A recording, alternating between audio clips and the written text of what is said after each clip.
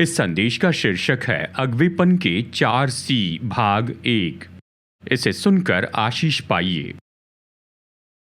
क्या आप वचन में कुछ समय बिताने के लिए तैयार हैं?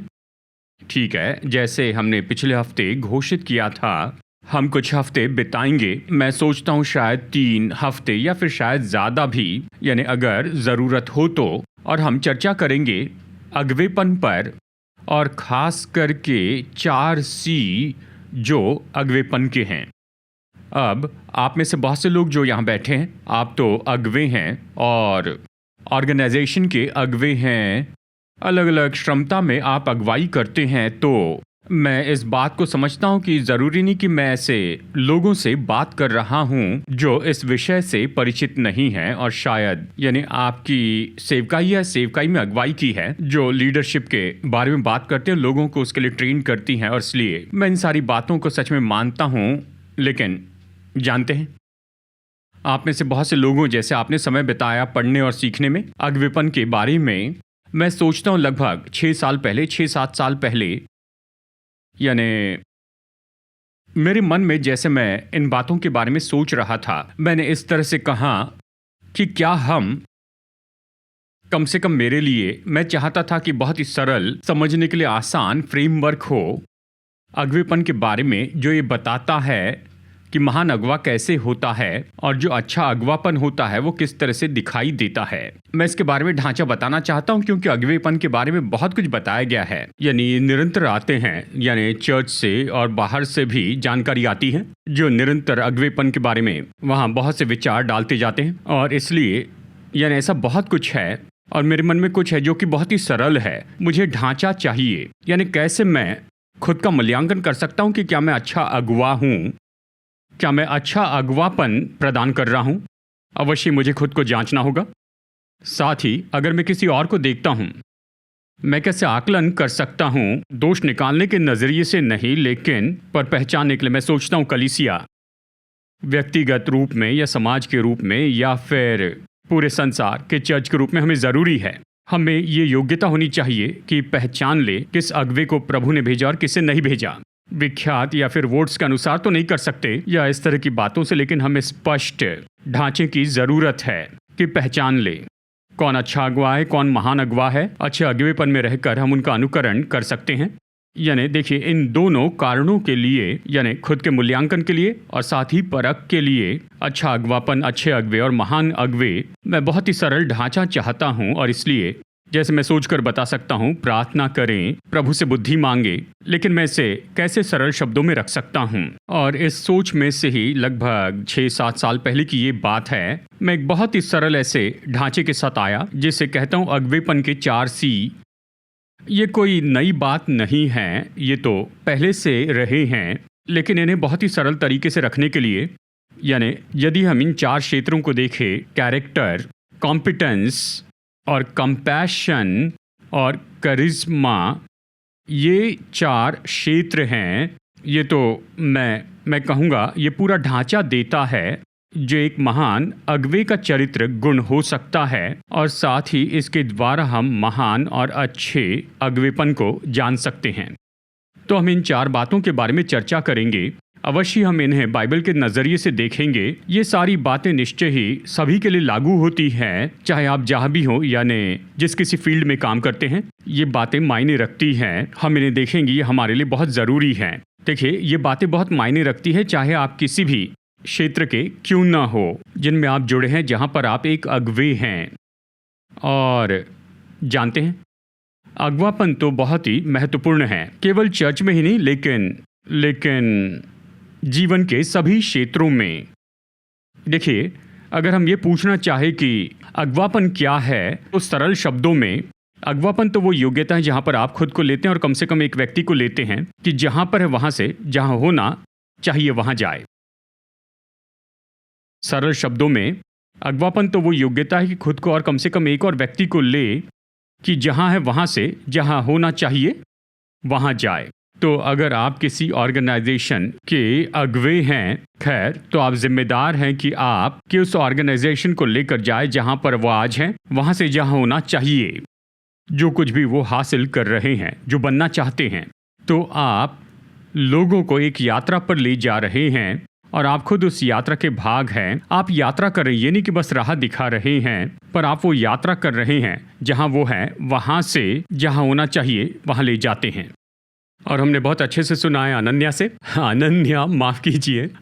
से डाइट के बारे में। देखिए, कुछ लोग गृहिणी ये कहते हैं, मैं कोई लीडर नहीं हूँ।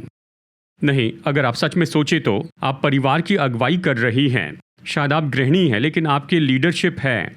यानी उदाहरण के लिए डाइट, आप अगुवाई कर रहे हैं, आप मुख्य व्यक्ति इंचार्ज हैं कि अपने परिवार को लेकर जाए जहाँ पर है वहाँ से जहाँ पर होना चाहिए वहाँ। जहाँ तक सेहत की बात आती है, आप गृहिणी इंचार्ज हैं। क्या आप समझ रहे हैं? हाँ जी। तो अगर आप गृहिणी हैं तो भी आप लीडरशिप में हैं।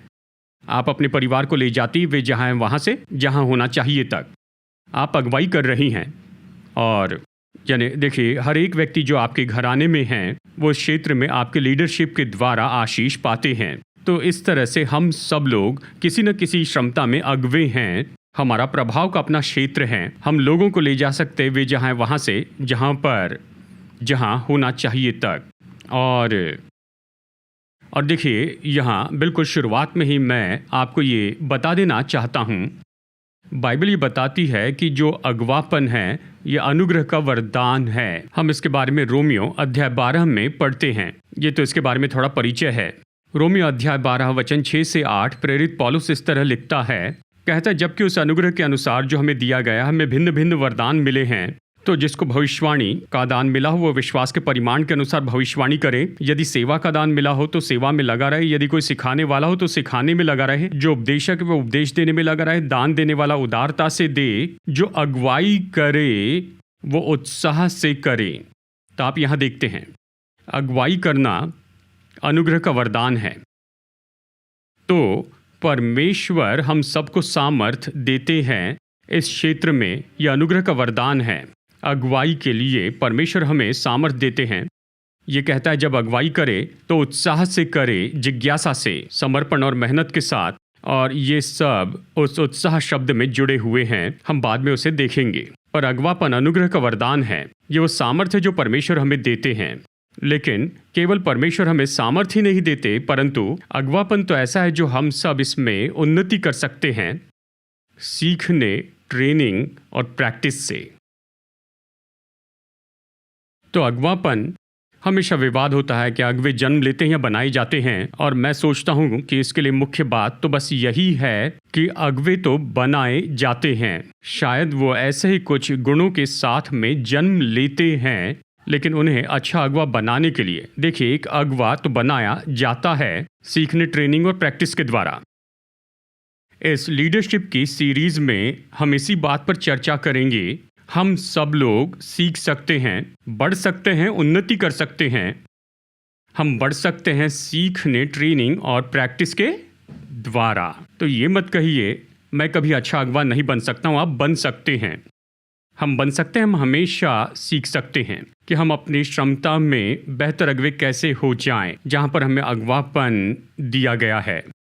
तो महान लीडर्स और अच्छा अगवापन ऐसे अकस्मात नहीं होता है। हम इन बातों में बढ़ते जाते हैं। तो आज हम सबसे पहले ढांचे को देखेंगे। इस ढांचे का पहला भाग, ढांचे का पहला पहलू, और उसका संबंध है चरित्र से। चरित्र, महान अगवे और अच्छा अगवापन ये हमेशा दिखाता है अच्छे चरित्र को। चरित्र तो बहुत महत्वपूर्ण होता है।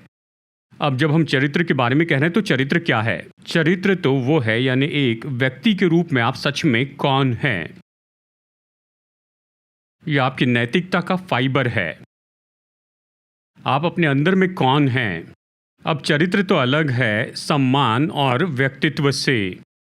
सम्मान वो है जो लोग सोचते हैं कि आप ऐसे हैं, और कई बार हम नकाब के पीछे रहते हैं और अपना बड़ा सम्मान बना लेते हैं, जो ज़रूरी नहीं कि जो हम असली में हैं वो वैसे ही हो।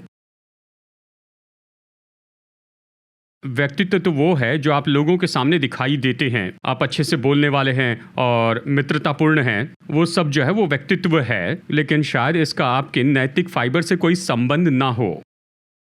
तो चरित्र आपका नैतिक फाइबर है, सम्मान वो है जो लोग आपके बारे में सोचते हैं, व्यक्तित्व वो है जो आप लोगों के सामने दिखाते, और आशा है कि ये तीनों सब एक साथ मिलते हैं। क्या आप समझ रहे हैं? हम चरित्र के बारे में कह रहे हैं। आप सच में एक व्यक्ति के रूप में कौन है, आपके गुप्त चुनाव क्या हैं, वो आपका असली चरित्र प्रकट करते हैं। जब कोई नहीं देखता है तो आप कौन हैं, यही आप असल में हैं। गुप्त में आप जो व्यवहार और चुनाव प्रकट करते हैं, यह आपके असली नैतिक फाइबर को दिखाता है। क्योंकि हम सब पास्टर के सामने दिखावा कर सकते हैं, लेकिन वो हमारा चरित्र नहीं है। क्या आप समझ रहे हैं? जब कोई नहीं देखता तो आप कौन है, यही तो आप असल में हैं। वो आपका चरित्र है, आपका नैतिक फाइबर। और इसलिए चरित्र के बारे में हम चर्चा करना चाहेंगे। अब चरित्र महत्वपूर्ण क्यों है? क्योंकि देखिए, कम से कम 2 कारण हैं। चरित्र विश्वसनीयता स्थापित करता है। यदि आप ऐसे निरंतर मजबूत चरित्र के साथ में जीवन जीते हैं, ये विश्वसनीयता बनाता है, और विश्वसनीयता को पैसों से खरीदा नहीं जा सकता। लोगों का जो भरोसा आप कमाते हैं, उसे पैसों से खरीदा नहीं जा सकता। वो चरित्र के द्वारा ही आता है। क्या आप सुन रहे हैं? और एक महान अगुवे के रूप में भरोसे की ये बात तो बहुत ही महत्वपूर्ण है। और ये आता है उस विश्वसनीयता के द्वारा जो जीवन आप जीते हैं, जो चरित्र आप प्रकट करते हैं। चरित्र साथ ही भरोसे के लायक बनाता है। लोग आपको भरोसे के लायक देखते हैं, जिस पर वो आधारित रह सकते हैं, और वो आपके व्यवहार का अनुमान भी लगा सकते हैं। वो जानते हैं कि अलग अलग परिस्थिति में आप कैसी क्रिया और प्रतिक्रिया करेंगे। तो विश्वसनीयता और भरोसे के लायक, ये तो अच्छे अगुवेपन के लिए बहुत ही महत्वपूर्ण पहलू होते हैं। यदि अगुवा भरोसे के लायक नहीं तो लोग डर जाएंगे, उनके पास नहीं जाना। आपको पता नहीं कि क्या होगा, एक तो भूकंप आएगा या ज्वालामुखी फटेगा। और आप ऐसे अगुवे बनना नहीं चाहते, ठीक है? आप ऐसे बनना चाहते जिन पर लोग भरोसा रख सके। और ये विश्वसनीयता और भरोसे के लायक ऐसे जीवन से बाहर आता है जो स्थिर चरित्र का जीवन होता है।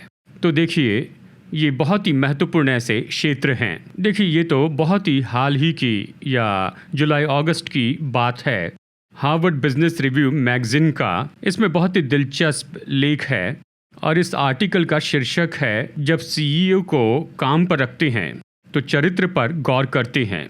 अब देखिए, ये कोई मसीह मैगजीन नहीं है, ये है हार्वर्ड बिजनेस रिव्यू मैगजीन। इस आर्टिकल का शीर्षक है, जो कि हाल ही का एडिशन है, जुलाई अगस्त 2022 का।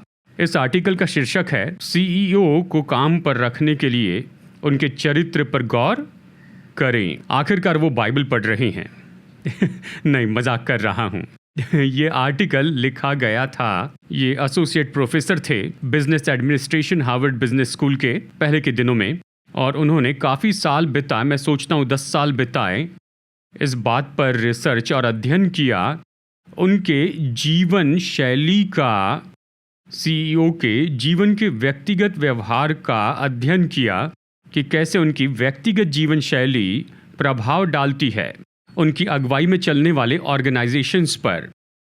तो इस प्रोफेसर ने गौर किया, जैसे कि भौतिकवादी या नियम तोड़ने के बारे में उनके विचार, आप इसे शायद अमेरिका में कर सकते हैं लेकिन भारत में नहीं। उन्होंने रिसर्च किया और देखा उनके क्रिमिनल रिकॉर्ड्स और उनके घर और गाड़ियों की कीमत और ऐसी बहुत सी दूसरी बातें जिनके द्वारा उनके व्यक्तिगत जीवन को जान सकती थी। और उसने निष्कर्ष निकाला, आखिर ये तो डाटा पर आधारित था। इन सारी रिसर्च के बाद उन्होंने ये निष्कर्ष निकाला कि ऐसे फर्म जिनकी अगुवाई सीईओ करते हैं, उनके छोटे छोटे ट्रैफिक के चालान या उनका ज़्यादा खर्च करने की आदत, इनका संबंध तो निश्चय ही होता है फ्रॉड से, इनसाइडर ट्रेडिंग और दूसरे जोखिम से भरे बिजनेस एक्टिविटीज से। तो संक्षिप्त में उसने कहा, अगर आप अच्छे ऑर्गेनाइजेशन को बनाकर मजबूत रखना चाहते तो अच्छे चरित्र वाले सीईओ को रखें। और चर्च कह रहा है, हमने बहुत पहले ही आपको बता दिया था। लेकिन वो अभी से खोज निकाल रहे हैं। मुद्दा तो यही है। अब देखिए, चाहे आप किसी भी बात में जुड़े, अगर आपको अच्छा अगुवा बनना है, आप अच्छा प्रभाव डालना चाहते हैं अपनी ऑर्गेनाइजेशन पर या लोगों पर, तो आपको चरित्र वाला व्यक्ति बनना है, अच्छे चरित्र वाला। ये इस तरह से जैसे यीशु ने कहा, अच्छा पेड़ अच्छा फल लाएगा। बहुत सरल है। अगर अच्छा फल चाहिए तो अच्छा पेड़ होना चाहिए। अब उसने कहा कि देखिए, उसने कहा, क्या लोग अंगूर को जंगली झाड़ी से तोड़ते हैं? क्या मनुष्य अंजीर को तोड़ते हैं किसी, यानी देखिए वो शब्द याद नहीं आ रहा है। हाँ, क्या मनुष्य अंजीर तोड़ते हैं? जी, यही शब्द है, ऊंट कटारों से। तो इसका उत्तर है नहीं। अगर आपको अंजीर चाहिए तो कटीली झाड़ियों के पास नहीं जाते। अगर आपको अंजीर चाहिए तो आप नहीं जाते हैं ऊंट कटारों में। जानते हैं चर्च क्या करता है? कटीली झाड़ी का अभिषेक करता है कि इसमें अंगूर लगेंगे, और हम कटीली झाड़ियों पर भविष्यवाणी करते हैं कि इस पर अंजीर लगेंगे। माफ कीजिए, अपनी बाइबल पढ़िए।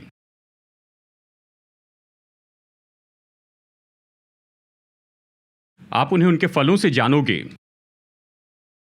चर्च आज यही तो कर रहा है। हम झाड़ियों का अभिषेक करते हैं, ऊंट कटारों का अभिषेक करते हैं और कहते हैं वो हमें अंगूर देंगे, तुम राह देखो। अंगूर की आशा करते लेकिन मिलते नहीं हैं। यीशु ने पहले ही कह दिया, पेड़ तो अपने फलों से जाना जाता है।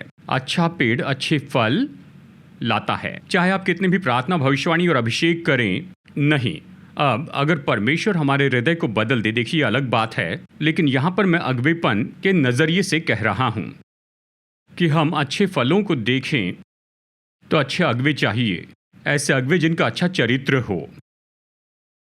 क्या आप सुन रहे हैं? तो चलिए इसे समझने की कोशिश करते हैं। और अगर आप दानियल को देखें, ये सच में बहुत ही बड़ा उदाहरण है, बड़े उदाहरण हैं। दानियल, यूसुफ, बाइबल में अच्छे चरित्र के बड़े उदाहरण हैं। अब देखिए यहाँ पर ये दानियल अपने दफ्तर में, दानियल 6:1-3 में देखिए, यहाँ पर जो दारा, यानी वो तो राजा था, मीडा और फारस जो कि बेबीलोन के बाद में आए, उसने निर्णय लिया कि वो अपने राज्य के ऊपर 100 प्रधानों को नियुक्त कर दे और उनके ऊपर वचन 2 में उसने कहा दानियल, क्योंकि देखिए वचन 3, दानियल को बाकी सबसे अधिक प्रतिष्ठा मिली क्योंकि उसमें उत्तम आत्मा थी। इजीली रीड वर्जन मुझे पसंद है। इसमें दानियल 6:3 कहता है, दानियल ने खुद को साबित किया कि वो तो बेहतर सुपरवाइजर है बाकी सबसे बढ़कर। उसने इसे अपने अच्छे चरित्र और बड़ी योग्यता के द्वारा किया। ये तो उसके दफ्तर की जगह थी। दानियल तो अच्छे चरित्र का व्यक्ति था, बड़ी योग्यता, क्षमता। अगले रविवार इस पर चर्चा करेंगे, लेकिन वो अच्छे चरित्र का व्यक्ति था और राजा ने उसे ऊपर उठाया।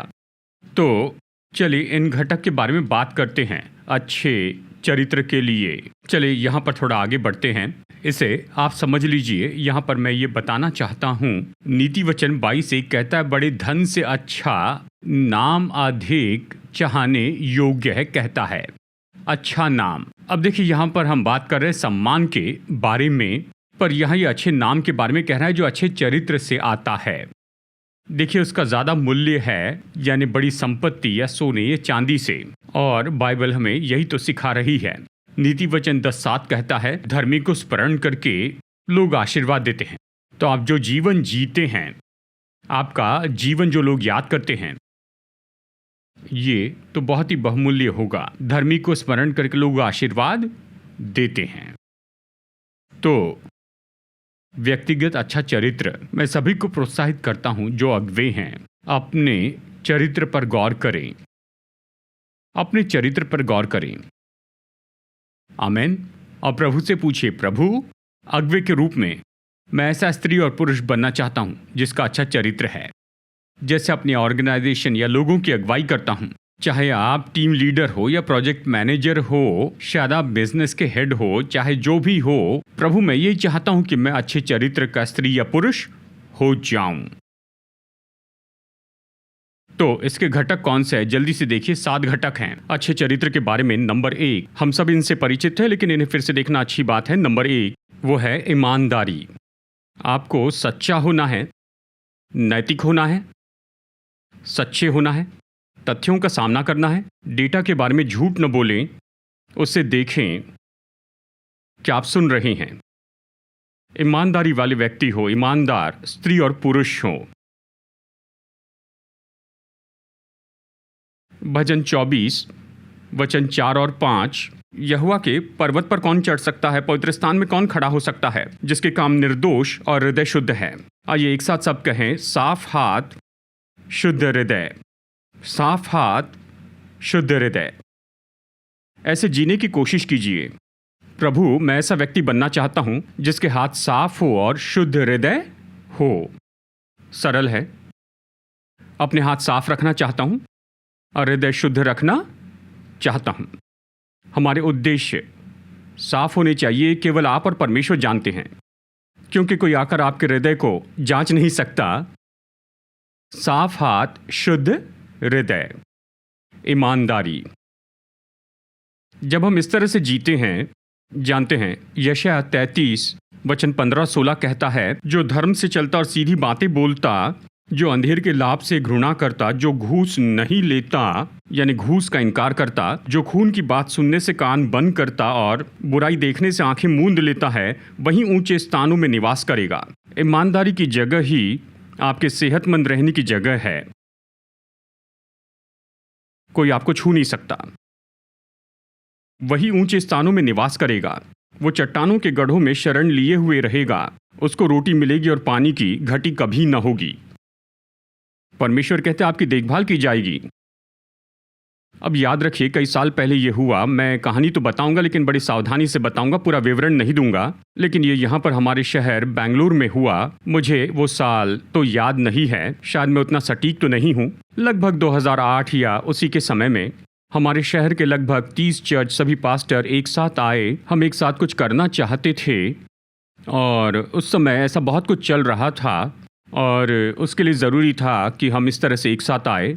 तो हम सब एक साथ आए। हमने सोचा हम पैसा जमा करेंगे और ये सारे काम करेंगे और फिर हमने उसे शुरू किया। लेकिन कोई एक खास प्रोजेक्ट था जो हम एक साथ करना चाहते थे। तो हमने कहा सब कलीसिया योगदान देंगे और एपीसी से हमने 1 लाख रुपए दिए उस कॉमन फंड्स के लिए। और फिर समझ ये थी कि अगर इसका उपयोग न करें तो पैसे लौटा देंगे।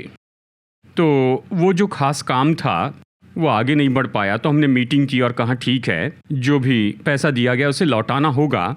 हमने कहा ठीक है, लौटाएंगे। तो उस हफ्ते मुझे फ़ोन आया पैसे हैंडल करने वाले इंचार्ज व्यक्ति से। उन्होंने पूछा, पास्टर क्या आप चाहते हैं कि वो 1 लाख आपके नाम पर आए या आपके चर्च के नाम पर? मुझे बहुत गुस्सा आया। जानते हैं, मतलब क्या ये पूछने वाला सवाल है।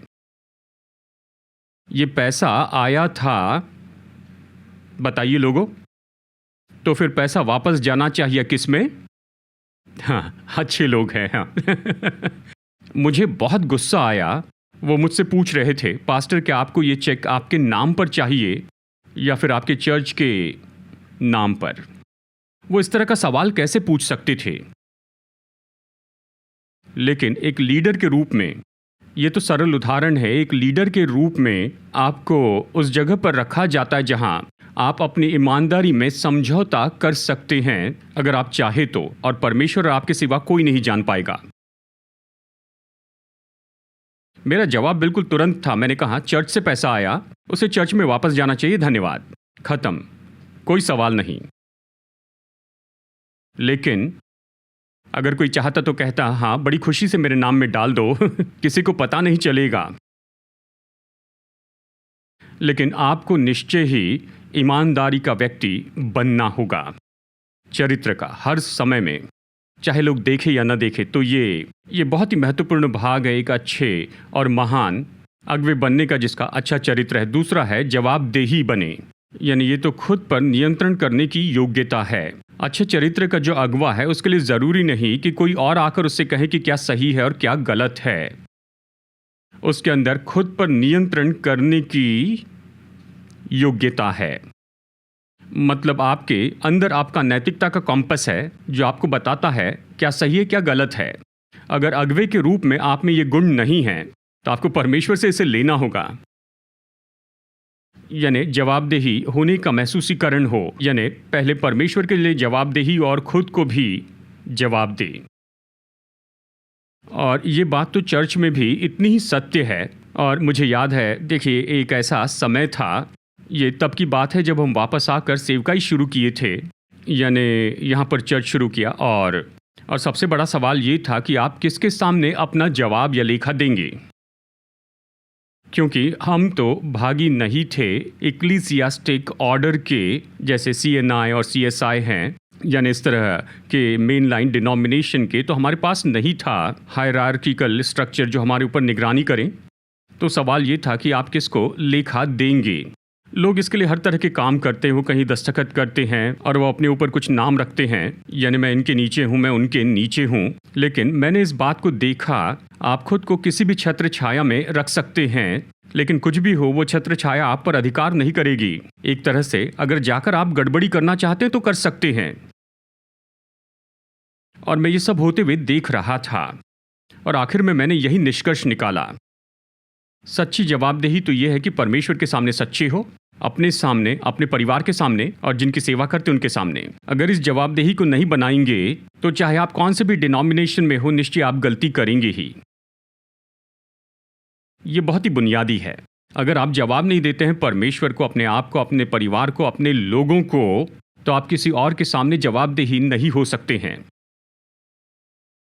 क्या आप सुन रहे हैं? तो जवाबदेही तो शुरू होती है आपसे ही। जब यूसुफ की परीक्षा हुई, जानते हैं, खैर ये वचन तो बाद में आएगा लेकिन ये कहने के लिए अच्छा समय, जब यूसुफ की परीक्षा हुई, जब उसने उसका इनकार किया, कहा मैं इतना बड़ा पाप परमेश्वर के विरुद्ध में कैसे कर सकता हूं। वो जवाबदेही था। वहीं पर वो जानता था उसे किसे जवाब देना है, किसके सामने जवाबदेही होना है। तो दूसरा सबसे महत्वपूर्ण घटक ये है, आप खुद अपने लिए जवाबदेही हो जाए। और ये महत्वपूर्ण है कि सेफगार्ड्स रखें। मैं इसके विरुद्ध में नहीं हूँ। ऑर्गेनाइजेशन के रूप में हमारे सेफगार्ड्स हैं, हमारी पॉलिसीज़ हैं, हमारे गाइडलाइंस हैं और आप उसके अंदर बने रहते हैं। लेकिन सबसे महत्वपूर्ण है कि खुद पर नियंत्रण रखें, खुद को जवाबदेही बनाएं। ये तो बहुत ही महत्वपूर्ण घटक है यहाँ अच्छे चरित्र का। गलातियों 6 वचन 4 और 5 पैशन अनुवाद इस तरह से कहता है, पर हर एक अपने ही काम को जांच ले और तब दूसरे के विषय में नहीं परंतु अपने ही विषय में उसको घमंड करने का अवसर होगा, क्योंकि हर एक व्यक्ति अपना ही बोझ उठाएगा। कुछ अनुवाद कहते हैं कि वो दूसरों की शाश्वती पर आधारित नहीं रहेगा। मतलब सही काम करने से ही आपका आनंद आता है।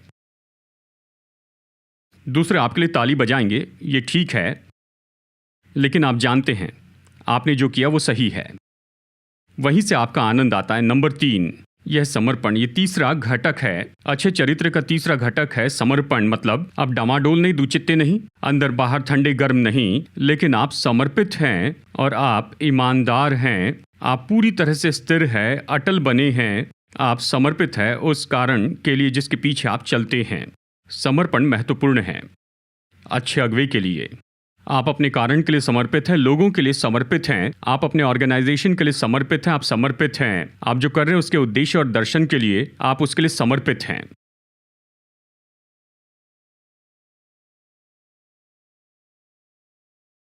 क्या आप सुन रहे हैं? ये बहुत महत्वपूर्ण है। आप जो कर रहे हैं उसमें अधूरे दिल के नहीं हो सकते, आपको पूरी तरह से उसमें जुड़ना है। उस मामले में मुझे याद है वो समय जब हम अपनी आईटी कंपनी चलाते थे। एमोस यहाँ हैं, हम सीएमसी वेल्लोर के लिए काम कर रहे थे। 14 घंटे हम काम करते थे वेल्लोर के उस आईटी की जगह पर, उस बहुत ही ठंडे सर्वर रूम में हम काम कर रहे थे, क्योंकि हम समर्पित थे कि वो प्रोजेक्ट का काम पूरा कर दें। कई बार एक साथ 14 घंटे अवश्य ही लंच ब्रेक और चाय का ब्रेक लेते थे। हम समर्पित थे। हम जो कर रहे थे उसके लिए समर्पित थे। आप में से बहुत से लोग समझते हैं कि प्रोफेशनल होने का मतलब क्या है। आप अपने काम के लिए समर्पित हैं। आप ये फ़ोन करके कहें कि माफ़ कीजिए मैं नहीं आ सकता, मैं ऐसे गायब हो जाता हूँ, नहीं, आप समर्पित हैं। ये महत्वपूर्ण है। एक अगुवे के रूप में आप कभी भी आधे दिल से वो काम नहीं कर सकते हैं जिसमें आप अगुवाई कर रहे हैं, जिसमें आप काम कर रहे हैं। पौलुस पहला कुरिन्थियों 15:58 में लिखता है, इसलिए हे मेरे भाइयों, दृढ़ और अटल रहो और प्रभु के काम में सर्वदा बढ़ते जाओ। प्रभु के काम में आप समर्पित हैं। आमीन। नंबर 4, चलिए जल्दी से आगे बढ़ते हैं। साहस। अगवा साहसी होता है। ये तो आपके चरित्र का महत्वपूर्ण भाग है, साहस। जब परमेश्वर ने यहोशू को बुलाया तो उसने बार बार कहा, यहोशू अध्याय 1 वचन 6, 7 और 9 में, इसलिए हियाव बांधकर दृढ़ हो जा। तू हियाव बांधकर और बहुत दृढ़ होकर, हियाव बांधकर दृढ़ हो जा, भय न खा। साहस बहुत महत्वपूर्ण है। साहस वो योग्यता है कि सत्य का सामना करें। यही सच्चाई है। साहस आपकी योग्यता है कि सामना करें और आपका सामना किया जाए। कुछ अगुवों को लोगों का सामना करना पसंद नहीं है क्योंकि वो हमेशा चाहते हैं कि लोगों के साथ में अच्छे से रहें। ये तो कमजोरी है। अगुवे के नाते आप में इतना साहस होना चाहिए कि प्रेम से किसी का सामना करें, और इसी के साथ में अगुवे के रूप में आप में इतना साहस हो कि लोग आपका सामना कर सकें, अपने विचार दे सकें, अपने सुझाव दे सकें। ये साहस है। इसके लिए साहस लगता है कि लोगों को अनुमति दें, कि लोगों को इतनी आज़ादी दें कि वो आकर अपने विचार बताएं, क्योंकि वो जानते हैं यह अगुवा डरता नहीं है कि सामना करे या सुने, गौर करे विरोधी ऐसे विचारों का और दृष्टिकोणों का, क्योंकि मुख्य लक्ष्य है कि ऑर्गेनाइजेशन की भलाई हो, लोगों की भलाई हो जिनकी अगुवाई कर रहे हैं। इसके लिए साहस लगता है। क्या आप सुन रहे हैं? जो अगवा सुनना ही नहीं चाहता है दूसरों के नजरियों को, उनके विचारों को, वो कायर हैं। इससे स्पष्ट नहीं कह सकता हूं। वो साहसी नहीं है। वो साहसी होने का दिखावा करते हैं, लेकिन दूसरों के नजरिए को सुनने से इनकार करते हैं तो वो कायर हैं। सत्य का सामना करने से इनकार करते हैं, वो कायर हैं। वो तथ्य और डाटा को मानने से इनकार करते हैं तो निश्चय ही वो कायर हैं। इसमें कोई साहस नहीं है कि इनकार करें, डेटा का इनकार करें, तथ्यों का इनकार करें, अलग अलग नजरियों का इनकार करते जाएं। क्या आप सुन रहे हैं? हमें साहसी अगवा होना है। दानव का सामना करें। दानव का इनकार मत कीजिए। दानव है, तुम्हें उनका सामना करना है। नगरों को जीतना है, तुम्हें उनका सामना करना होगा। यहोशू, उनके नगर शहरपनाह वाले तुम्हें सामना करना है। इसलिए दृढ़ हो जा और हियाव बांध ले। एक बार फिर मेरे पास एक बहुत ही दिलचस्प ऐसा आर्टिकल है, और ये है हार्वर्ड बिजनेस मैगजीन से, और ये तो शुरू का इशू है, जनवरी का इशू है। ये यहाँ लिखा है जेम्स डेट्राइट, जो कि किताब के लेखक हैं चूजिंग करेज के, और उनका एक आर्टिकल है हार्वर्ड बिजनेस रिव्यू में जिसका नाम है साहसी अगुवे क्या अलग करते हैं। और उन्होंने 3 सरल बातें बताई, बहुत सरल। साहसी अगुवे क्या अलग करते हैं, और ये बताते हैं organisation business point of view से। लेकिन इन सरल पॉइंट्स को सुनिए। नंबर 1, साहसी अगुवे खुलापन और नम्रता को दिखाते हैं। वो निडर होने का दिखावा नहीं करते। वो अपनी गलती मानने को तैयार रहते हैं, वो सुनने को तैयार रहते हैं। यदि गलती करे तो उसे मानते भी हैं। इसके लिए साहस लगता है। तो साहसी अगुवे खुलापन और नम्रता दिखाते हैं। नंबर 2, साहसी अगुवे पहले सिद्धांतों को रखते हैं। उनका उद्देश्य विख्यात होने या शोहरत पाने का नहीं होता है। उनका मकसद होता है कि सही सिद्धांतों के अनुसार जिए। नंबर 3, साहसी अगुवे गौर करते हैं, वातावरण को दूसरों के लिए सुरक्षित बनाते हैं। मतलब वो हमेशा सोचते हैं यदि मैं जोखिम उठाऊं तो जो लोग मेरे पीछे चल रहे हैं उनके लिए मैं बेहतर बनाते जाऊंगा। ये साहसी अगवा है। क्या आप सुन रहे हैं? आज कोई आमीन नहीं कह रहा है। नंबर 5, अच्छे चरित्र का 5वां घटक तो मेहनत करना, परिश्रम है। यानी देखिए, आप डटे हुए हैं, सहते जा रहे हैं, जिज्ञासा और जोश से भरे हैं। रोमियो 12:8 ये वचन पढ़ा है, जो अगुवाई करे वो उत्साह से अगुवाई करे। अगुवे के रूप में लोग आपको जैसे काम करते देखते हैं उससे ज्यादा मेहनत नहीं करेंगे। जो जिज्ञासा आप में देखते हैं उससे बढ़कर वो और ज्यादा जिज्ञासा नहीं रखेंगे। तो आप लक्ष्य निश्चित कीजिए। आप परिश्रमी हो जाए तो दूसरे आपके पीछे आएंगे और वो पकड़ लेंगे उसी जोश को, उस जिज्ञासा को, मनसा को जो आप प्रकट करते हैं। नंबर 6 है नम्रता। तो नम्रता में चलना, नीति वचन 22:4 कहता है, नम्रता और यहोवा का भय मानने का फल धन, महिमा और जीवन होता है। और ये महत्वपूर्ण घटक है अच्छे चरित्र के लिए, महान अगवेपन के लिए, महान अगवे और अच्छे अगवेपन के लिए। नम्रता में चलें। हमने इसके बारे में देखा है कि आप खुद को ऊंचा नहीं उठा सकते हैं, शायद आप बहुत ही ऊंचे पद पर होंगे। आप नम्रता में चले परमेश्वर के और लोगों के सामने। चर्च में यही तो समस्या है। हमने बना दिए हैं सेलिब्रिटीज हमारे प्रेरित भविष्यवक्ता, प्रचारक, पास्टर और शिक्षकों को, और परमेश्वर कभी नहीं चाहते कि वो सेलिब्रिटी बने। उन्हें सेवक होना चाहिए। लेकिन चर्च में, जब मैं कहता हूं चर्च यानी हर जगह का, पूरे संसार का चर्च, हमने इन लोगों को बदल दिया है सुपरस्टार और सुपर हीरोज में।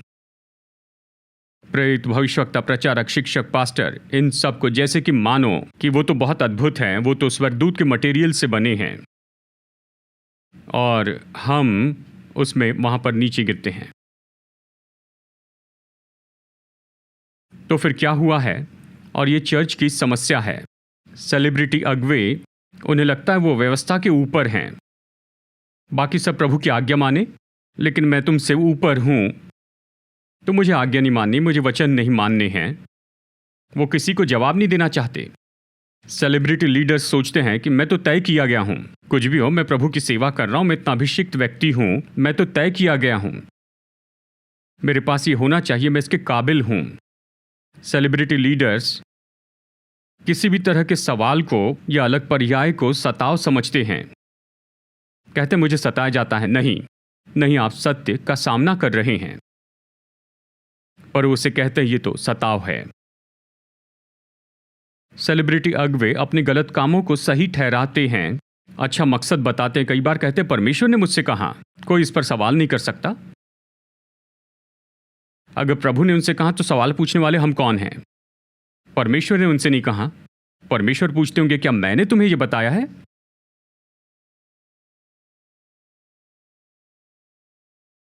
ये तो सेलिब्रिटी लीडर है, चर्च में इस तरह से काम करते हैं। आज की जो मसीहत है, ये तो अब मसीही मैगजीन अवश्य अब ये मीडिया में आ गए हैं, डिजिटल वर्जन। लेकिन बिली ग्राहम ने कई साल पहले शुरू किया। मैं सोचता हूँ 1960 के समय में बहुत लंबे समय तक चलने वाली मसीह मैगजीन, बहुत ही अच्छी, बहुत ही स्पष्ट।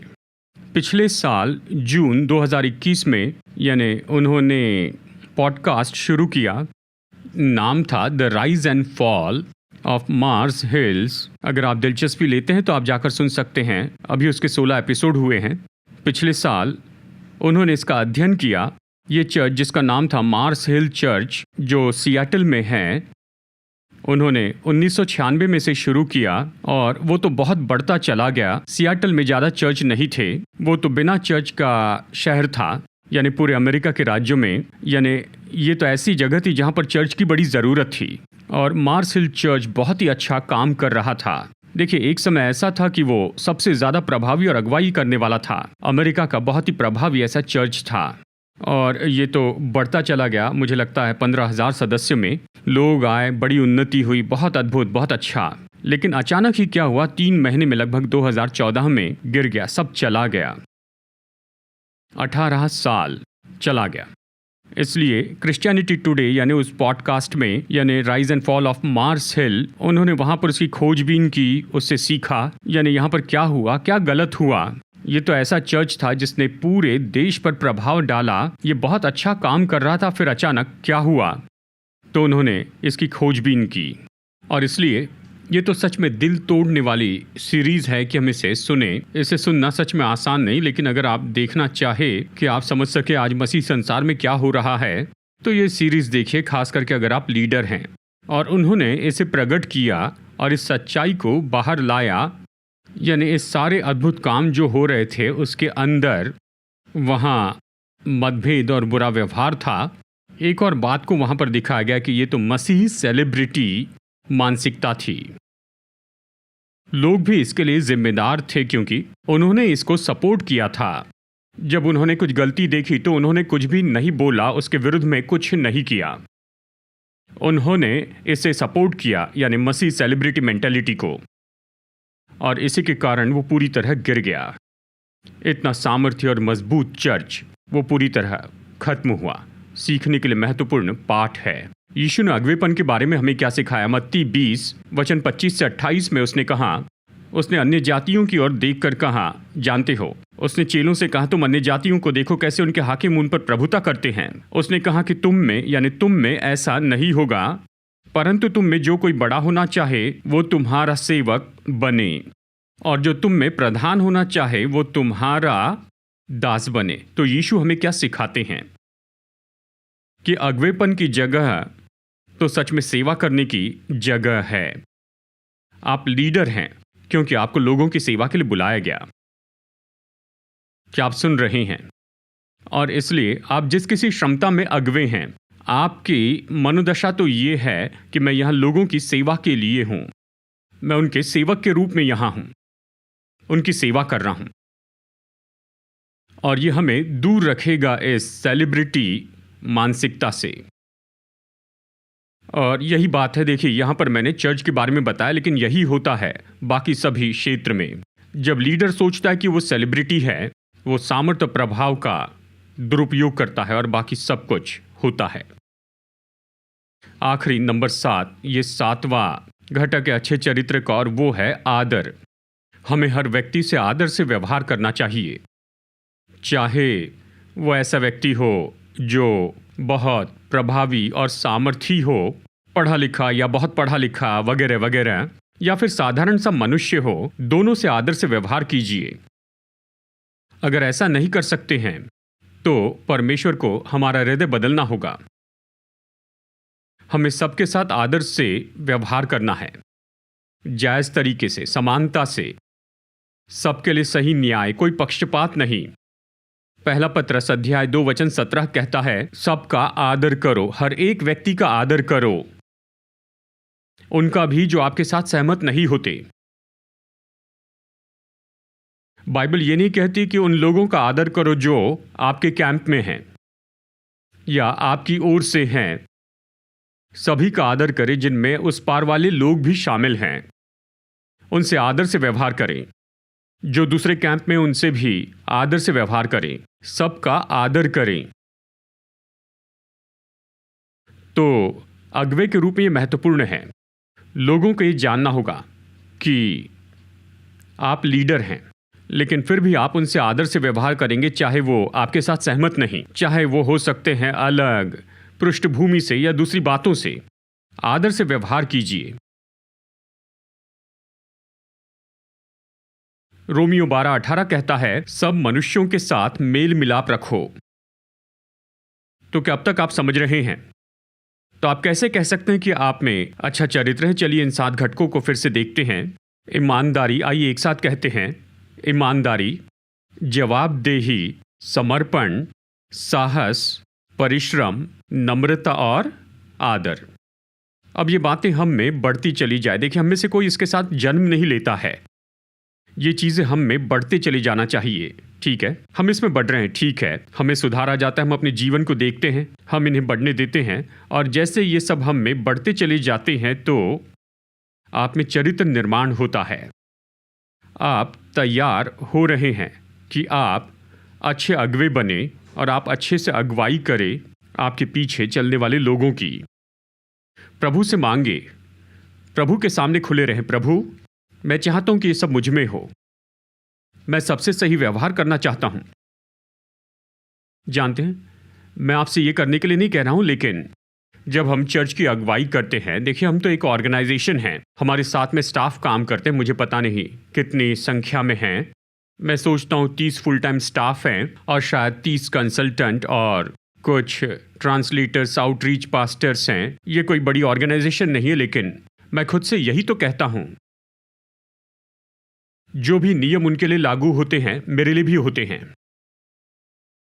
हमारे पास स्टाफ डॉक्यूमेंट है, हमारे पास HR डॉक्यूमेंट है हमारे सभी स्टाफ के लिए। उस डॉक्यूमेंट में जो भी है वो मेरे लिए भी लागू होता है, मैं उसके ऊपर नहीं हूं। सब टाइम शीट भरते हैं, मैं अपनी वीकली टाइम शीट भरता हूं कि रिपोर्ट करूं कि मैंने अपने समय के साथ क्या किया। सीनियर पास्टर है, हाँ, आपको ये नहीं कहता टाइम शीट नहीं भरोगे तो तनख्वाह नहीं मिलेगी लेकिन मैं फिर भी टाइम शीट भरता हूं कि रिपोर्ट करूं कि हफ्ते में मैंने क्या किया। मुझे 40 घंटे के कामों का रिपोर्ट करना है। क्यों? क्योंकि मैं खुद को अधीन रखता हूं। यह अच्छी बात है, इसके लिए मैं खुद को जवाबदेही रखता हूं। मैं चाहता हूं दूसरे इसे करे तो मैं इसे करता हूं। मैं ये नहीं कह रहा आपको ऐसे ही काम करना होगा, मैं बता रहा हूं मैं क्या करता हूं कि मैं जवाबदेही रहूं अगुवे के रूप में, पर मैं प्रभु के ऊपर नहीं। अब टाइम शीट नहीं भरना है तो कोई बात नहीं, ठीक है, ये मत कहिए कि पास्टर ने बोला है, ये पॉइंट नहीं है मैं ये कह रहा हूं आपको जो करना चाहिए वो आप कीजिए कि चरित्र वाले व्यक्ति बन जाए। तो ऐसे चरित्र को कैसे बनाएं, जल्दी देखते हैं। 4 बातें, फिर संदेश खत्म। नंबर 1 तो अनुशासन है। चरित्र अकस्मात नहीं बनता है और कोई इसे आप में उंडेल नहीं सकता। आप कह सकते मेरे लिए प्रार्थना कीजिए, मैं प्रार्थना करूंगा, पर समझ लीजिए आपको जाकर अपना जीवन जीना है। चरित्र अनुशासन से आता है। मैं उंडेल नहीं सकता, अभिषेक नहीं कर सकता कि आप पर यह चरित्र आ जाए। यह आपके अपने अनुशासन से आता है, अनुशासन के जीवन से। महान प्रेरित पौलुस कहता है, मैं अपने शरीर को अनुशासित रखता हूं, मैं इसे वश में रखता हूं। उसे करना पड़ा, वो तो प्रेरित था, पर खुद को अनुशासित करना पड़ा। दूसरा, चरित्र चेले बनाने के द्वारा आता है। मतलब कोई आपके मेंटर है, कोई आपको शिक्षा देते हैं, किसी ने आपके जीवन पर सकारात्मक प्रभाव डाला है। तो बड़ा सवाल यह है कि आप खुद पर किसका प्रभाव पड़ने दे रहे हैं, क्योंकि बहुत कुछ सीखना हो सकता है उन लोगों के द्वारा जिन्हें आप अनुमति देते कि आप पर प्रभाव डालें। अब आमने सामने बैठकर वो आप पर प्रभाव डाल सकते हैं, यह सच में अच्छी बात है, या वो अपने जीवन के द्वारा आप पर प्रभाव डाल सकते हैं, उनके मॉडल के द्वारा जिन्हें आपने चुना कि आप पर प्रभाव डाले। शायद आप उन्हें दूर से देखते हैं या उनके सुनते हैं, उनके संदेश, या आप उनकी किताब पढ़ सकते हैं, उनकी किताब पढ़कर आप उन्हें अपने ऊपर प्रभाव डालने देते। ये चेले बनाना हो रहा है, ये इसके द्वारा हो सकता है, जैसा लोहे लोहे को चमकाता है, नीति वचन 27:17। तीसरी बात, चरित्र बनाया जाता है ठान लेने के द्वारा। आप जीवन में आगे बढ़ते हैं, इसके लिए कोई शॉर्टकट नहीं है। आपको उन परिस्थितियों से जाना पड़ता है, उनमें से होकर जाना पड़ता है। उन सारी परिस्थितियों से इस तरह आप बढ़ाते जाते हैं। चरित्र को बाइबल हमें सिखाती है। रोमियो 5 में की क्लेश यानी कि मुश्किल परिस्थितियां, ये तो धीरज या सहना उत्पन्न करता है, और धीरज से खरा निकलना यानी चरित्र। क्या आप समझ रहे हैं? आपको इसे करना है, लक्ष्य लेना, इसमें से जाना है। आप घर में बैठकर ये नहीं कह सकते प्रभु मुझे चरित्र का अभिषेक दीजिए, ये नहीं होगा।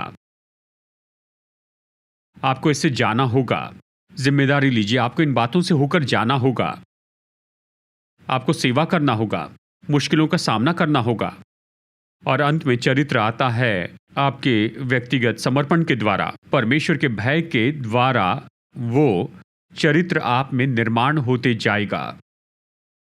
नीति वचन 23:17 कहता है, तू पापियों के विषय मन में डाह न करना, दिन भर यहोवा का भय मानते रहना, हर समय परमेश्वर के भय में जीना।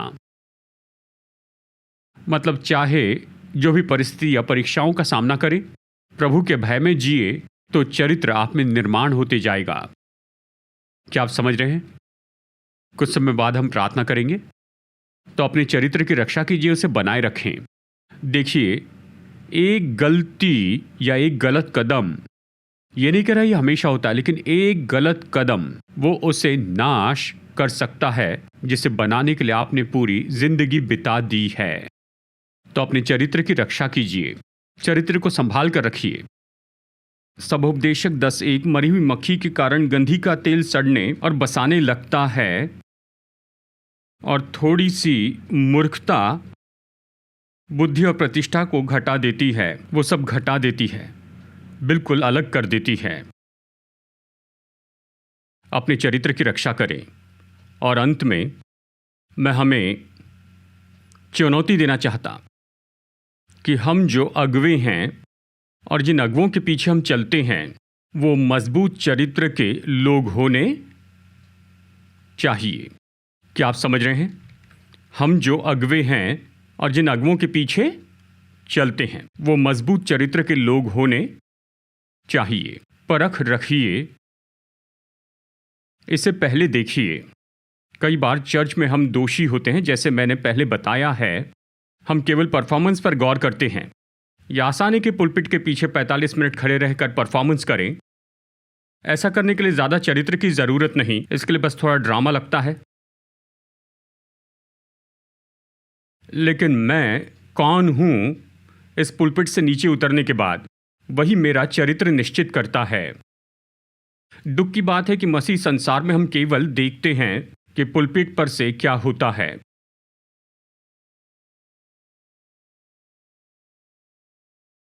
हम कौन हैं और किनके पीछे चलते हैं। जरूरी है कि वो अच्छे चरित्र के लोग हो। यही तो वो मांग है जो प्रेरित पौलुस बहुत ही विवरण के साथ लिखता है 1 तीमुथियुस अध्याय 3 में कि आत्मिक अगुवों से क्या मांग की गई है। और आप भी आपकी अगुवाई की जो भी क्षमता है, चाहे आप घर में अगुवाई कर रहे हैं, पिता के रूप में, पति के रूप में, पत्नी या माँ के रूप में, जब आप अगुवाई करते हैं अपने क्लासरूम में, कॉलेज में, अपने कॉलेज में, या स्टूडेंट यूनियन के हेड हैं, या आप हेड हैं काम पर किसी प्रोजेक्ट टीम के, चाहे जो भी क्षेत्र हो, देखिए चरित्र वाले व्यक्ति बने, अच्छे चरित्र के। अपने जीवन में इन 7 घटकों को देखिए, चरित्र वाले व्यक्ति बनिए। जानते हैं, मार्टिन लूथर किंग जूनियर ने बहुत ही अद्भुत वाक्य अपने भाषण में कहा, ये बहुत विख्यात है। उन्होंने कहा, आज मेरा सपना है कि मेरे 4 छोटे बच्चे एक दिन ऐसे देश में रहेंगे जहां चमड़ी के रंग को देखकर उनका न्याय नहीं किया जाएगा, लेकिन उनके चरित्र को देखा जाएगा। मैं सोचता हूं ये हमारे लिए महत्वपूर्ण है। उनके बाहरी रूप को मत देखिए, लेकिन उनके चरित्र को देखिए। आमेन। कि वो सच में किससे बने हैं। आपका सच्चा बल क्या है? आपका चरित्र आपका सच्चा बल है। 2 सवाल पूछना चाहता हूं, उसके बाद में हम प्रार्थना करेंगे। एक सवाल तो ये है, महत्वपूर्ण सवाल है, क्यों लोग ऐसे अगुवे के पीछे चलते हैं और उसे सपोर्ट करते हैं जिसका चरित्र भ्रष्ट है। अगवा तो झूठ बोलता है, नफरत के शब्द कहता है, लोगों को विभाजित करता है, गलत प्रबंधन करता है, और कुछ केस में सच में वो इस लायक भी नहीं है, लेकिन फिर भी लोग उसके पीछे चलते हैं। हम इसे देखते हैं चर्च में और कई बार बिजनेस में, राजनीति में और सरकार में भी। क्यों लोग ऐसे अगवे के पीछे चलते हैं जिसके अंदर कोई चरित्र नहीं होता है? इसका छोटा उत्तर यह है, गलत कारणों के लिए। गलत कारणों के लिए। अगर आप खोजबीन करें, इसे अच्छे से देखें, वो हमेशा गलत होते हैं। इसके पीछे के कारण भी गलत होते हैं, और इसलिए वो ऐसे अगवे के पीछे चलना चाहते, जब वो जानते हैं कि ऐसे जीवन का फल ये तो उनके लिए हानिकारक है और शायद उन लोगों के समूह के लिए भी जिनकी अगुवाई करते, वो जानते हैं पर ऐसे अगवे के पीछे चलते हैं गलत कारणों के लिए। अगर आप ये देखने लगे कि गलत कारण क्या है, तो हो सकते हैं उनका व्यक्तिगत एजेंडा कि उसे पूरा करें, और भी ऐसे बहुत कुछ, शायद इससे उन्हें कोई लाभ मिलता हो शायद। दूसरा सवाल, अगर लोकल चर्च का पास्टर, उसका चरित्र अच्छा नहीं है, आशा ये इस चर्च के बारे में नहीं और वो पश्चाताप करने से इनकार करते हैं, अधिकार का गलत उपयोग करना चाहते हैं, आत्मिक रीति से अगुवाई करने के स्थान को थामे रहना चाहते हैं, तो सभा के लोगों को क्या करना चाहिए? और ये मेरा व्यक्तिगत प्रत्युत्तर है कि दूसरे चर्च में चले जाएं। अगर वो पास्टर बदलना नहीं चाहते हैं तो आपके पास में कोई कारण नहीं कि आप इनकी अधीनता में रहें, ऐसे स्त्री या पुरुष जो गलत चरित्र के हैं। ऐसा न करें। इसके लिए कोई आमीन नहीं कहा, लेकिन क्या आज आपने कुछ सीखा है? मेरी प्रार्थना यह है कि परमेश्वर कि केवल हमें समझ ही नहीं दी जाए, पर साथ ही हमारे जीवन पर पवित्र आत्मा का उंडेला जाना हो, कि निश्चय ही उंडेला जाना हो उस बुद्धि का, उस अनुग्रह का जो हमें से हरेक को सामर्थ्य देता है हमारे अगवेपन के क्षेत्र में, कि आप एक बहुत अच्छे अगवे बने जहां भी प्रभु ने आपको रखा है। उसके लिए आपके जीवन में उंडेला जाना हो कि लोग परमेश्वर की बुद्धि को देखें, परमेश्वर के अनुग्रह को देखें, परमेश्वर की सामर्थ्य को देखें और वो कहें ये व्यक्ति एक अच्छा अगवा है। इसके पीछे कारण यही है कि परमेश्वर का अनुग्रह उनके ऊपर में है। आपके जीवन में ये सच्चा हो जाए। आमीन। तो आइए हम खड़े हो जाएं और फिर कुछ पल के लिए हम प्रार्थना करेंगे और फिर यहां से विदा होंगे।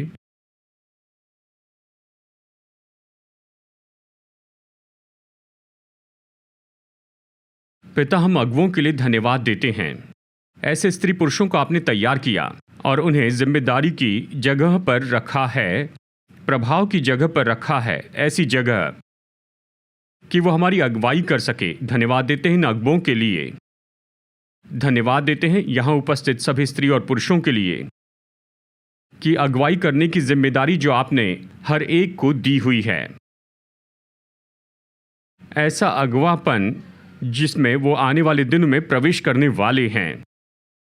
और पिता, मैं प्रार्थना करता हूं प्रभु यीशु के नाम में कि इनमें उंडेला जाना हो, कि इनके ऊपर में उंडेला जाए स्वर्ग से अनुग्रह, अभिषेक और बुद्धि और साथ ही बल, कि ये भक्तिपूर्ण अगवे हो जाएं।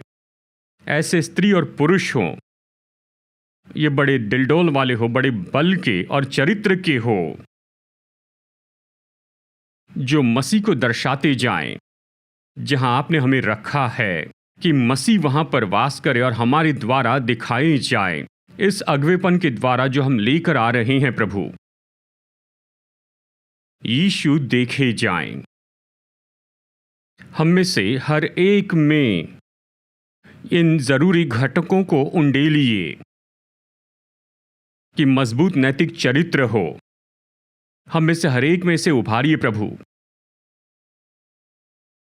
और प्रभु, हम जो अगुवाई करते हैं उसके द्वारा भलाई उत्पन्न हो, जीवन आशीष पाएं, कि लोगों की सेवकाई की जाए और जीवन बहुतायत से बढ़ते जाए और जीवन बेहतर हो जाए, प्रदान की गई इन अगुवाइयों के द्वारा, आपके लोगों के द्वारा। यह हम में से हर एक के जीवन में सत्य हो जाए, ये सत्य हो जाए। प्रभु, हम फर्क लेकर आएं इस संसार में आपके राज्य के लिए। हम धन्यवाद देते हैं प्रभु यीशु, धन्यवाद देते हैं प्रभु। आपके नाम को धन्य कहते हैं, आपके नाम को धन्य कहते हैं। आमीन, आमीन, आमीन।